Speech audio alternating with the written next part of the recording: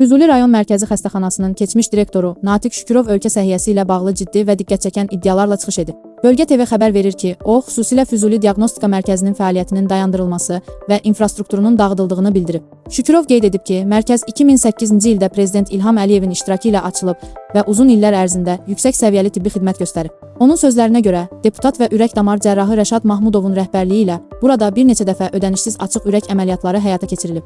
Ümumilikdə onlarla xəstə, o cümlədən anadan gəlmə ürək qüsuru olan uşaqlar uğurla əməliyyat olunub. Keçmiş direktor vurğulayıb ki, bu cür əməliyyatların aparılması üçün yüksək texniki təchizata malik cərrahi blok və reanimasiya şöbəsi mövcud olub. Həmin infrastrukturun 44 günlük vətən müharibəsi zamanı da mühüm rol oynadığını deyən Şükürov iddia edir ki, mərkəzdə 1000-ə yaxın ağır yaralı hərbçi əməliyyat olunaraq xilas edilib. Onun sözlərinə görə, Səhiyyə Nazirliyinin tabeliyində olduğu dövrdə bu imkanlar qorunub saxlanılıb. Lakin daha sonra idarə etmə İTS və təbibə keçdikdən sonra vəziyyət köklü şəkildə dəyişib. Şükürov iddia edir ki, hazırda həmin cərrahi blok tamamilə yararsız vəziyyətə salınıb. O, hətta divarlardan oksigen xətləri üçün çəkilmiş mis boruların sökülərək satıldığını, reanimasiya şöbəsinin və əməliyyat blokunun isə ambar kimi istifadə edildiyini bildirib.